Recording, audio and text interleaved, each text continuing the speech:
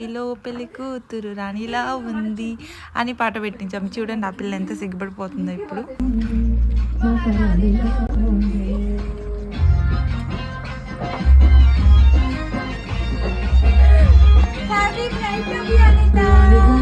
సిగ్గులు వచ్చే రాజుగారికి చిరునవ్వొచ్చి ఈ ఇద్దరి పెళ్లికి ఆనందం అతిథిగా వచ్చే.